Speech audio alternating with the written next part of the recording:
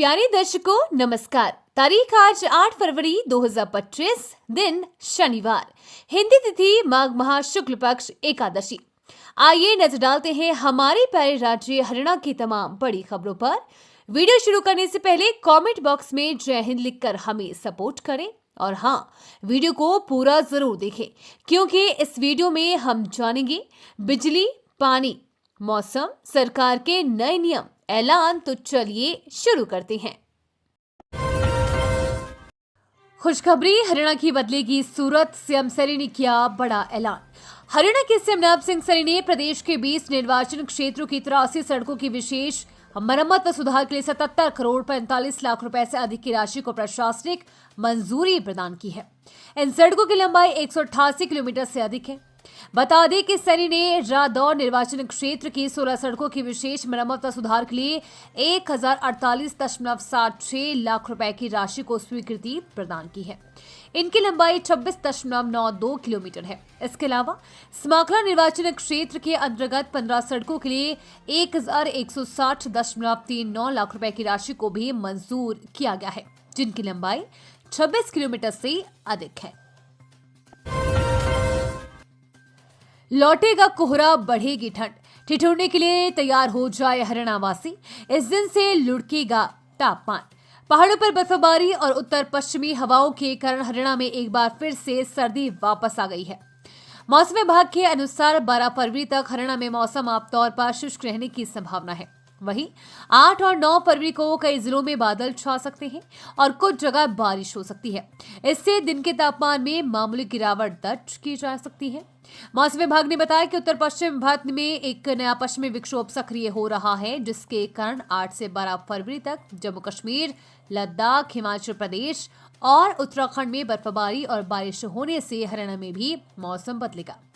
उन्होंने बताया कि प्रदेश में सबसे कम न्यूनतम तापमान 6.6 डिग्री सोनीपत में दर्ज किया गया है। करनाल में तापमान 7.2, हिसार में 7.4, फतेहाबाद में 7.3 और सिरसा में 7 डिग्री दर्ज किया गया है, जो सामान्य से कम है। सबसे ज्यादा तापमान गुरुग्राम में 11.4 डिग्री और फरीदाबाद में 10.2 डिग्री रहा। हरियाणा को 14 रेल प्रोजेक्ट्स की सौगात। इन रेलवे लाइनों का होगा दोहरीकरण। केंद्रीय रेल बजट में हरियाणा को 14 रेल प्रोजेक्ट्स की सौगात मिली है। इसमें कुछ रेलवे लाइनों का दोहरीकरण किया जाएगा। इसी कड़ी में भिवानी डोबवाली रेलवे लाइन का दोहरीकरण शुरू हो चुका है। खाटूवास से नारनौल के बीच रेलवे लाइन दोहरीकरण का लगभग आधा काम पूरा हो चुका है। 714 करोड़ रुपए की लागत राशि से रोहतक से पानीपत रेलवे लाइन का दोहरीकरण किया जाएगा। फिरोजपुर, भटिंडा, जाखल, हिसार और अस्थल बोहर से रेवाड़ी रेलवे लाइन को भी डबल किया जाएगा। इन प्रोजेक्ट्स पर करोड़ों रुपए की लागत राशि खर्च होगी। चूरू सदुलपुर ब्रॉडगेज लाइन पर लूनी, समदारी, भिलडी के बीच सेक्शन पर 330 किलोमीटर रेलवे लाइन पर काम शुरू हो गया है। हरियाणा के इस जिले में जमीनों की खरीद बेच पर लगी रोक। अधिकारियों को मिले ये निर्देश। हरियाणा के झज्जर जिले के बादली हलके में काटी जा रही अवैध कॉलोनियों पर प्रशासन ने रोक लगा दी है। प्रशासन की ओर से बादली क्षेत्र में जमीन की खरीद और बिक्री पर भी रोक लगाई गई है। झज्जर जिले के बादली के विभिन्न गांवों में बिना लाइसेंस, CLU और NOC प्राप्त किए अवैध कॉलोनियों का विकास किए जाने के मामले में प्रशासन द्वारा कार्रवाई शुरू की गई है।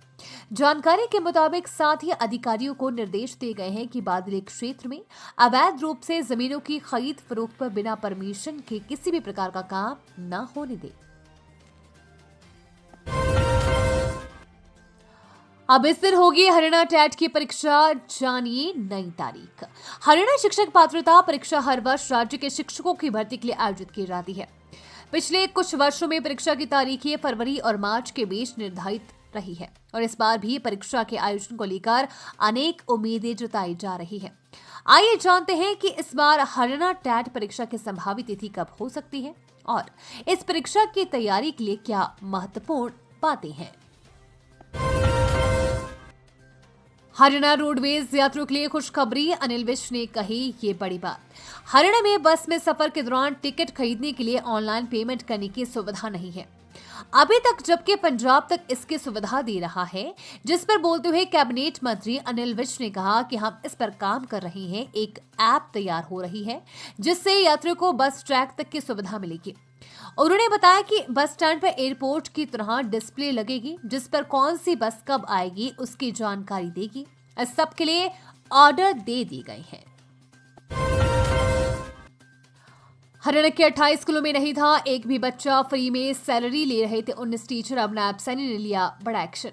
प्रदेश का शिक्षा विभाग एक तरफ नई शिक्षा नीति को अपने राज्य में लागू करने के लिए तैयार है, दूसरी तरफ प्रदेश में 28 स्कूल ऐसे हैं जिनके पास एक भी बच्चा नहीं पढ़ता है।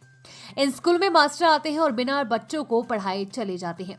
मुख्यमंत्री कार्यालय ने इन स्कूलों में बच्चों के नहीं होने को गंभीरता से लिया है। राज्य में 12 जिले ऐसे हैं जहां के 28 स्कूलों में बच्चे नहीं हैं। बच्चों की संख्या शून्य होने पर मुख्यमंत्री कार्यालय ने वीडियोग्राफी के साथ इन स्कूलों की रिपोर्ट तलब की है। परीक्षा पे चर्चा, विद्यार्थियों को तनाव रहित परीक्षाओं में सफलता का मंत्र देंगे पीएम मोदी। 11 बजे से लाइव प्रसारण। शिक्षा सत्र 2024-25 की बोर्ड और सामान्य परीक्षाओं में विद्यार्थियों को तनाव मुक्त रहकर परीक्षाएं देने के लिए प्रेरित करने को प्रधानमंत्री नरेंद्र मोदी उनसे संवाद करेंगे। 10 फरवरी को परीक्षा पे चर्चा कार्यक्रम के अंतर्गत प्रधानमंत्री द्वारा संवाद किया जाएगा। विद्यार्थी इस संवाद के दौरान परीक्षाओं को लेकर मन में पैदा होने वाले उलझनों के बारे में प्रधानमंत्री से सवाल पूछ सकेंगे।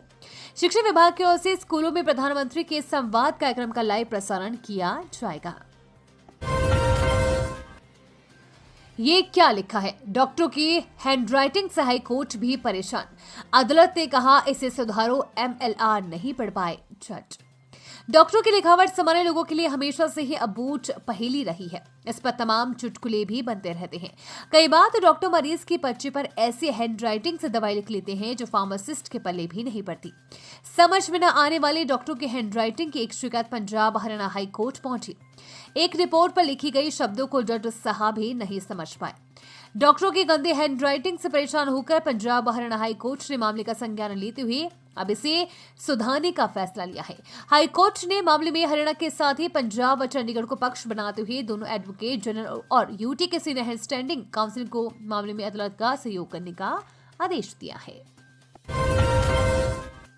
सीईटी एग्जाम के लिए फिलहाल एजेंसी तय नहीं, जानिए कब तक है पेपर की संभावना।